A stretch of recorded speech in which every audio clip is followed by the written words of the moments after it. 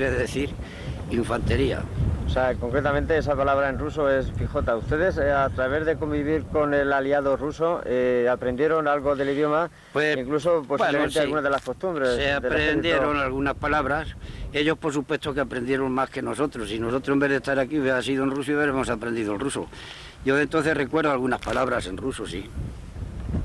¿Qué tal era el comportamiento ruso? ¿Era tan rígido? Pues yo no como... puedo decir nada más que a lo mejor han elegido, pero los que vinieron aquí eran muy humanos, muy camaradas, muy compañeros y muy disciplinados. ¿Esa disciplina se inculcaba fácilmente entre las tropas? Sí, porque milicianas? te daban ejemplos. Por ejemplo, a la hora de dormir, los españoles tenemos la costumbre de dejar un zapato por un lado, los pantalones por otro. Y cuando te despertabas, la sorpresa era mayúscula cuando te dabas cuenta que toda la ropa estaba recogida y no la habías recogido tú. Que la habían recogido ellos y al día siguiente ya no te tenían que decir que había que recogerla, ya la recogías tú por la vergüenza que te daba de lo que habían hecho contigo. Te habían dado un ejemplo, que es lo que daban, ejemplos. Bien, eso es en cuanto a la retaguardia y en cuanto a a esto, pero ¿y en el frente, en la lucha? En el frente los primeros ellos y para comer los últimos. Te puedo decir del coronel Kondrake, que era ruso, que se ponía a presenciar el reparto de la comida y el último cazo era para él. Si el cocinero calibraba mal, el último cazo faltaba, entonces le dábamos una cucharada a cada uno de nuestros platos para que pudiera comer. Eso es el teniente coronel. Y para la hora de salir en el combate, el primero iba él. O sea, que el ejemplo era vital. Sí. De eso quizás se enorgullecieron en algún momento las tropas milicianas e indudablemente la pondrían en práctica a la hora de enfrentarse contra el enemigo, ¿no? Pues naturalmente, en tanques había una disciplina y había un compañerismo. Allí lo que no había era miedo ni para el combate ni miedo al jefe. Allí había disciplina y respeto. Después, en las horas de ocio, el jefe era jefe cuando tenía que serlo, pero en las horas de ocio era un compañero más. Bueno, hemos visto que en algunas películas existía una camaradería entre ambos bandos, ¿no? Cuando a lo mejor la frontera era un poco más flexible e incluso más cómoda. Ciertamente se producían cambios en los bandos, existía la ayuda social entre ambos bandos, aunque estuvieran en guerra. ¿Eso cabe la posibilidad de que podamos hablar de eso? En algunos casos sí existía, pues, aquello de que éramos españoles los de un bando y los de otro. Pero según con quién tropezara, pues eso no existía. Porque te puedo poner por caso que el día 7 de noviembre en el frente de Levante, sector Nules, la brigada Vasco Navarras cogieron a 300 compañeros del Ejército de la República y no les concedieron el honor de fusilarlos, porque morir fusilados es un honor. Los mataron a machetazos y eso está escrito el día 7 de noviembre en el frente de Levante, sector Nules. Eso posiblemente vaya en contra de las normas militares, ¿no? No hay algún acuerdo de Ginebra en que prohíbe o en que dictamina cuáles deben ser las normas de guerra. Sí, pero hay que tener en cuenta que esta fue una guerra entre hermanos, que es de las peores guerras que puede haber. No fue una guerra de una nación contra otra, fue una guerra de rencores, una guerra de envidias, una guerra que dejó marcados a los españoles tanto de un lado como de otro, ¿comprende? Y nos debemos de avergonzar, tanto los que luchamos en aquel lado como los que luchamos en este, nos debemos de avergonzar un poco de habernos matado unos a otros. Y todavía, a pesar de que hace 50 y tantos años que esto acabó, es posible que quede todavía, donde hubo hombre, que quede todavía algunas ascuas. ¿Usted se puede recordar de gente manchega que estuviera por estas tierras y que pudiera haber dejado la vida en ellas? Sí, hombre. Bueno, aquí en el batallón Heredia, en el que yo pertenecía, me cabe el honor de decir que pertenecía, me encuentro orgulloso de haber pertenecido a él. Batallón Heredia, que como he dicho antes, era el 4º batallón de la 2ª brigada de la 11 división de Liste. Ese estaba compuesto por andaluces, manchegos y extremeños, pero manchegos había muchos. Había muchos de Torrenueva y había muchos de Valdepeñas.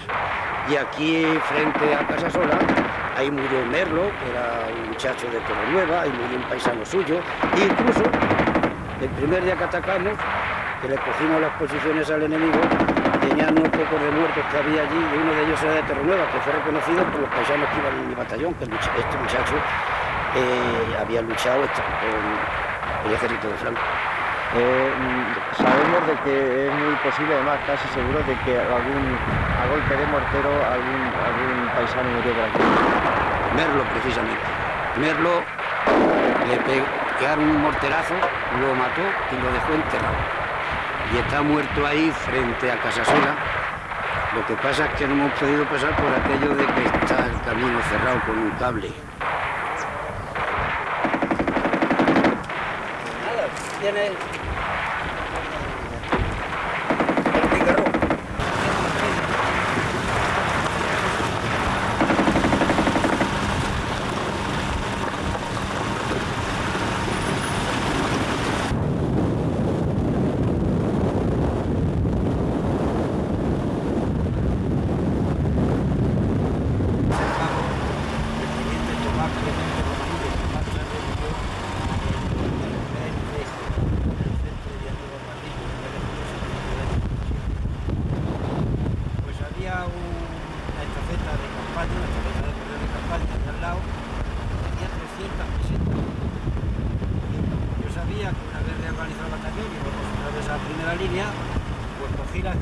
Pesetas y las mandé a casa a conciencia de que ya iba a ser lo último que iba a mandar a casa, porque el subir otra vez a la trinchera significaba que allí me iba a quedar.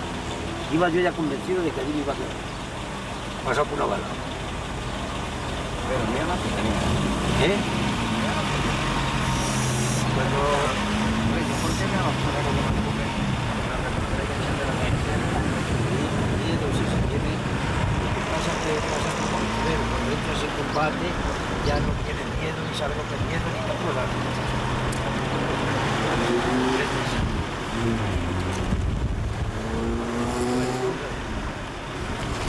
esta gente, el bar está aquí, esta gente se atribuye a alguno. Uno de los frentes en donde se tuvo que batir la República contra las fuerzas nacionalistas, si se les puede llamar de aquella manera, bueno, pues fue en el frente de Guadalajara. ¿Nos puede hablar de sus vivencias en este frente? Sí, estábamos en el frente del Jarama la noche del 10 de febrero del año 37, de marzo quiero decir, no de febrero, de marzo. Entonces nos sacaron de las trincheras, fuimos relevados por otras fuerzas, no sabíamos a dónde íbamos y como a 2 kilómetros aproximadamente de las trincheras nos esperaban unos camiones a donde nos montamos en ellos y nos llevaron a Guadalajara, Guadalajara capital. Había nieve por todas partes. No se me olvida lo que cenamos aquella noche, un chusco y una latita de atún. Una vez que cenamos, otra vez a los camiones y antes de que fuera de día nos desembarcaron en Torija, un pueblecito de Guadalajara que está en la carretera Madrid a Zaragoza, y en ese pueblo parte la carretera a la derecha que va a Brihuega y la que continúa a Zaragoza, el primer pueblo que viene es Trijueque.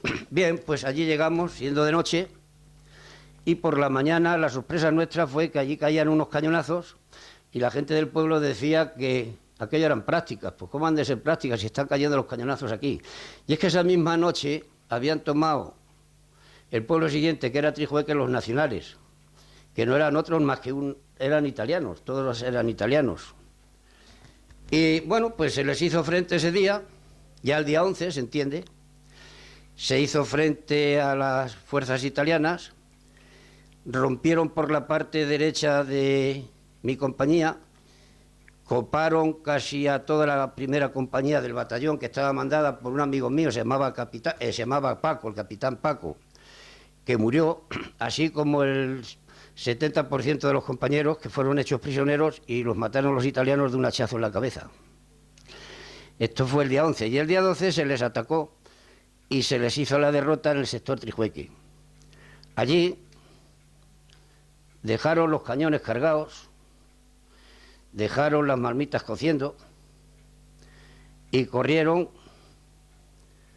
pues, como después les cantaban en zona nacional, Guadalajara no es Abisinia. Y allí se les hizo la derrota en el sector Trijueque, también fueron derrotados en el sector de Brihuega, que eso está en la parte derecha o en la parte este de Trijueque. Bien, y después de haber hablado sobre el frente de Guadalajara, quizás sea el de Teruel el que por orden cronológico debamos encaminarnos hacia él. Bueno, el frente de Guadalajara no está bien terminado por la razón de que todavía allí estuvimos 8 días más, a donde fui herido el día 20 de marzo del año 37. Y ya sí, ya después pasé al hospital Y una vez restablecido es cuando ingresé en la escuela de tanques de Archena, a donde hice y superé un cursillo como conductor de tanque, y ya como conductor de tanque operé en el frente de Teruel. ¿Y en Teruel qué es lo que pasó al conducir tanques? Bueno, pues Teruel hacía mucho frío, había mucha nieve. El primer tanque que entró en Teruel fue un T-26 que iba mandado por el capitán, un capitán que era de Alicante, el capitán Mangues. Este fue el primero que entró, diríamos, por la carretera que entra de Alfambra a Teruel. Se consiguió coger Teruel y después de un mes más o menos en nuestras manos se volvió a perder. Sí, bueno, hemos tocado esporádicamente Teruel y nos trasladamos al frente de Aragón, ¿no? Bueno, una vez que se perdió Teruel, pues entonces íbamos de retirada todo el frente de Aragón hasta que nos metimos en Cataluña y llegamos al Ebro. En el Ebro, más allá de Gandesa, en Mora de Ebro, allí pues se voló un puente para que los nacionales no pasaran, y allí estuvimos hasta que dieron la orden de que teníamos que venir por la carretera de Barcelona a Valencia, y la misma noche que cortaron las fuerzas nacionales por la parte de Benicàssim y Benicarló, esa misma noche pasamos hacia el frente de Valencia. Lo que quiere decir que aunque estuve en el Ebro sí, pero no estuve en los célebres combates que más tarde, cuando las fuerzas de la República cruzaron nuevamente el Ebro. Entonces, nos ha tocado el frente del Ebro, el de Aragón y Cataluña, es así más o menos. Sí, cuando salimos de Teruel ya fuimos en plan de retirada, y así nos metimos, perdimos toda la parte de Aragón y nos metimos ya en Cataluña, claro está, sí. Bien, entonces, ya terminada la guerra, ¿podríamos hablar del frente de Levante? Bueno, de allí pasamos al frente de Levante, esto sería aproximadamente porque el frente del Ebro, cuando se voló el Ebro, Gandesa lo tomaron ellos el día 1 de abril del año 38. Entonces, aproximadamente, Gandesa está del Ebro muy cerca, lo que quiere decir que el frente quedó establecido en esa parte del Ebro desde el mes de abril del 38 hasta que luego ya vinieron los combates, que serían aproximadamente allá por el mes de octubre de ese mismo año, pero nosotros ya nos encontrábamos en la parte del frente de Levante, sector Nules. Bien, ya en noviembre del 38 y en el frente de Levante, ¿cuál era la moral del ejército republicano? Pues siendo honrado, para decir la verdad, tengo que decir que había poca moral. Había poca moral porque la quinta columna se había apoderado de todos los recursos que tenía la República. O sea, la intendencia estaba manejada por ellos. El armamento allí donde había fusiles que tiraban proyectiles del 7, pongamos por caso, les mandaban proyectiles del 9. Y viceversa. Estaba todo saboteado. Entonces la moral estaba por los suelos. Aunque claro está, todavía quedaban, aunque ya no muchos, hombres que la moral nunca se les murió.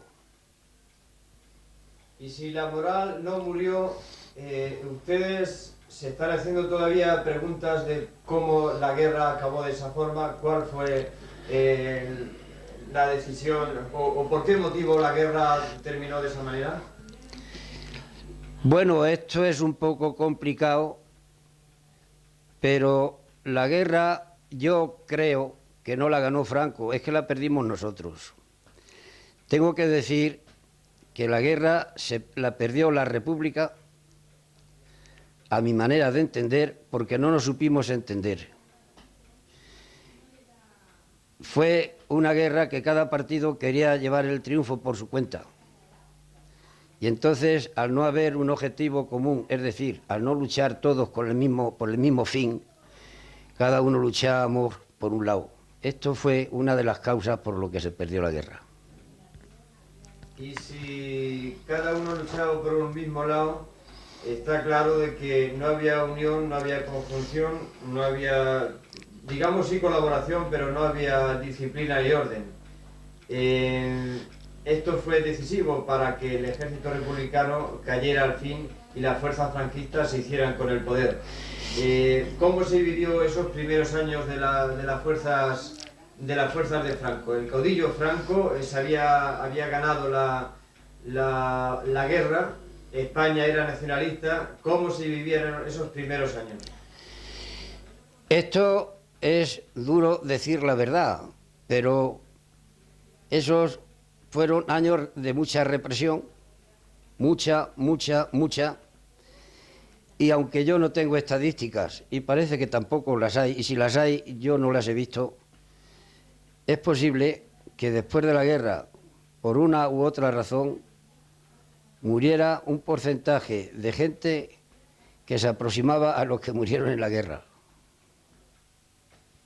Desde mi punto de vista, el valor de este reportaje y el valor de estas vivencias expresadas por usted es incalculable, pero si algún valor quiero darle de futuro a este reportaje, es la opinión de usted para que un hecho de este tipo, una guerra civil en España, jamás se produzca.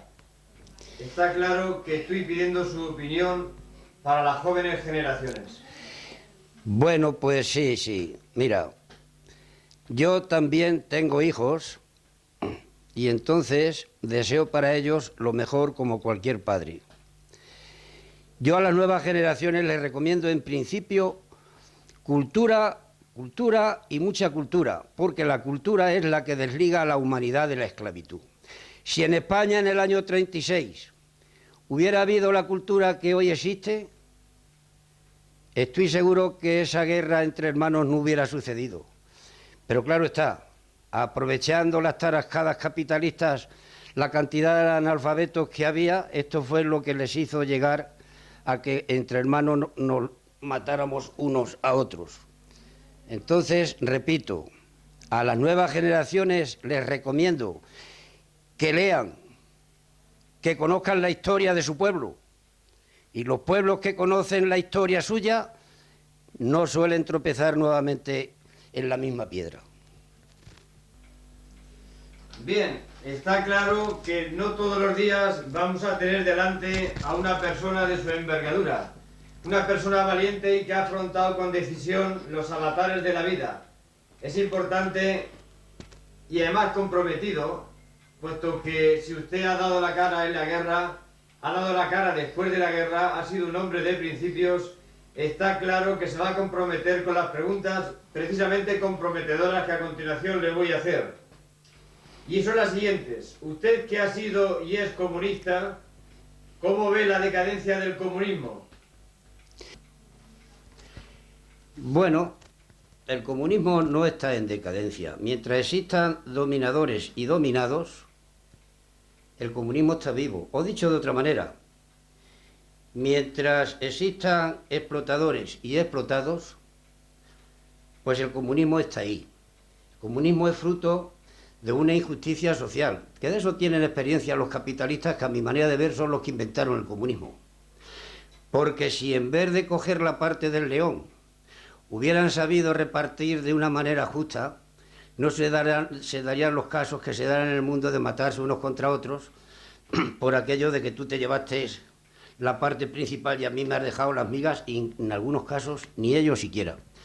Entonces, si alguien cree que por aquello de que en la desaparecida Unión Soviética ha muerto el comunismo, se equivocan. Los comunistas de la Unión Soviética, ellos sabrán por qué han cambiado de sistema. Y yo creo que no se han dado cuenta que han pasado a ser la parcela del dueño y antes eran los dueños de la parcela. Bien, entonces, otra pregunta quizás también comprometida. ¿Qué opina del americanismo? Opinar del americanismo es decir capitalismo. Y cuando se dice capitalismo se dice justo el signo contrario al comunismo. Bien, pues está claro que la opinión de usted se ha dejado caer.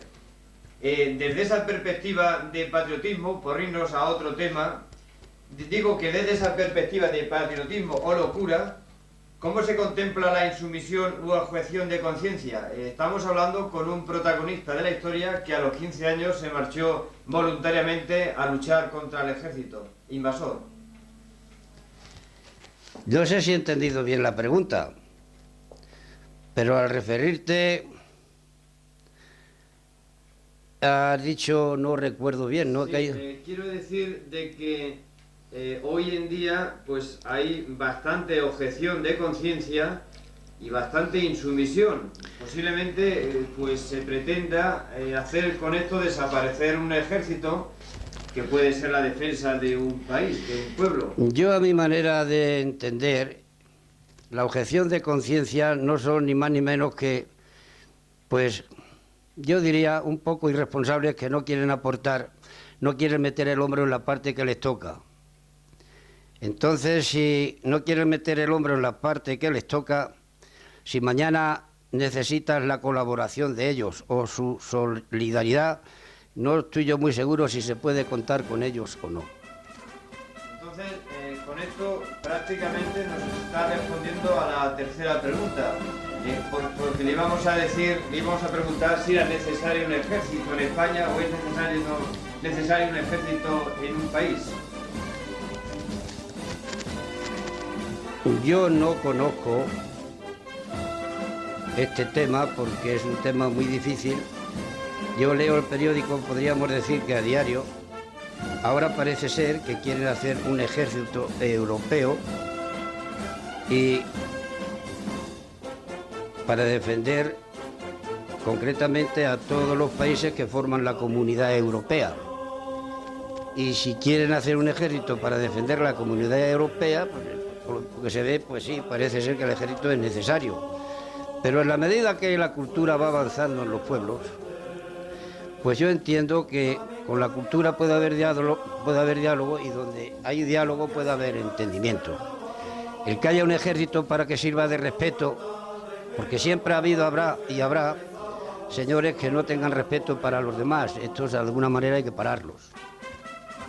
Bien, en este alimón de preguntas que le estamos haciendo de temas tan diferentes y tan distantes, otra pregunta y que creemos que nos va a responder con la brillantez que ha respondido las anteriores. ¿Cómo podría ser la España actual en caso de haber ganado la guerra civil la República? Esta pregunta sí que es difícil de contestar porque, claro, hay que contestar algo de que no se conoce. Pero yo entiendo de que tenemos la experiencia de saber cómo ha sido el resultado de los que ganaron la guerra del 36. Se agarraron al carro de la victoria y después de 40 años han tenido que dejar aquello que cogieron por la razón que da la fuerza, lo han tenido que dejar por la fuerza que da la razón. Han tenido que verse el pasar por esa vergüenza. Agárrate. ¿Qué hemos aprendido los españoles de la guerra civil? Bueno, de la guerra civil hemos aprendido, hay que tener en cuenta una cosa, hay que tener en cuenta que el ser humano, pues por ley de vida, tiene que dejar de estar en la vida, claro está. Entonces, de los que participamos en aquella lucha, quedamos pocos. Pero en la medida que hemos podido, hemos hecho saber a las nuevas generaciones cuáles han sido los desaciertos que, apoyándose en la victoria de la guerra civil, pues ha habido en España y hemos pagado los españoles las consecuencias. En otra pregunta tan distante como las anteriores, para usted, ¿quién es el señor Tejero? Pues para mí, el señor Tejero es un hombre que está completamente confundido. Así de fácil. Está confundido. Porque casi hubiéramos llegado otra vez los españoles a darnos de tortas por culpa de una excitación, y esa excitación nació de unos pocos más. Sobre este tema, ¿qué opinión le merece el comportamiento del señor Gutiérrez Mellado ante Tejero en las Cortes? Bueno, pues el comportamiento de este hombre, que le echó el valor que le echan los hombres en un momento difícil como fue aquel, y que a pesar de que Tejero intentó derribarlo, pues él, sin ser un hombre de mucha corpulencia, consiguió que Tejero no lo derribara y aguantó pues aquellos desmanes que hizo este señor. Bien, una de las últimas preguntas es una pregunta a un comunista que se orgullece de serlo. ¿Cómo vivió un comunista el 23F? Los comunistas de edad, como yo, pongamos por caso, lo vivimos con mucha preocupación, porque pasó una y repetidas veces por nuestra cabeza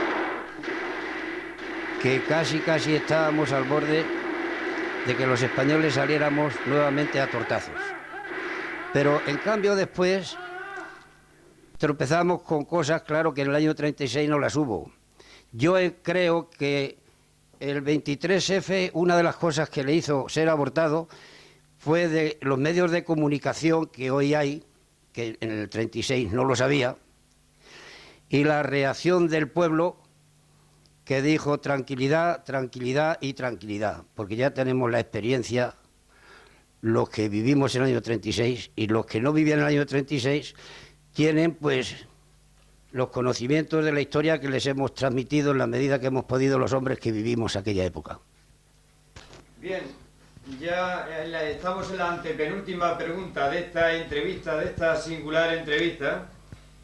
Y a una persona de 71 años como es los que tiene usted, ¿qué rectificaría en su vida o en su carácter si volviera a nacer? Creo que nada. Estoy orgulloso de ser quien soy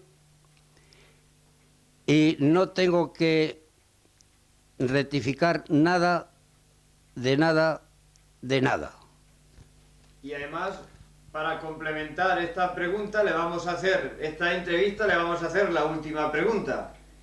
¿Qué opina del 28 de mayo, esta convocatoria de huelga nacional que hay para el próximo jueves, día 28 de mayo? Bueno, en principio opino de que la Constitución autoriza, por supuesto, a que los sindicatos vayan a la huelga, es una huelga legal, es un uso que tienen derecho los trabajadores a hacer, como también tiene derecho a trabajar aquel que quiera hacerlo. Y lo que no acabo de comprender por parte del presidente, me parece, el señor Cuevas, que es el presidente de los empresarios, que ha dicho que las empresas deben de despedir a aquellos obreros que vayan a la huelga. Mucho cuidado, señor Cuevas, que esto es peligroso. Bien, pues esa es la muestra del presidente de la COE, de la patronal, señor Cuevas. Y por último, pues después de haber inmiscuido esta pregunta laboral en un reportaje de guerra, como podríamos llamarle, el que hemos hecho con usted, le agradecemos esto, y si quiere o pretende utilizar algunas últimas palabras, está en el momento de hacerlo.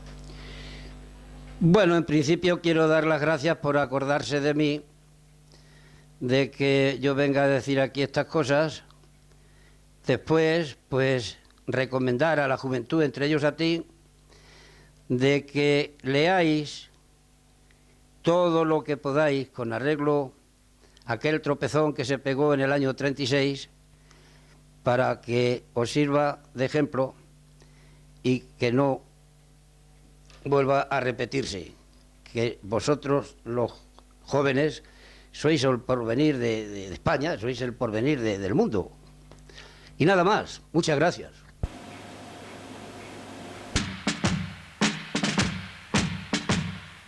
Míralo, míralo y muérete, vil servidor. Míralo, míralo y muérete, vil servidor. Ya no lo arrancan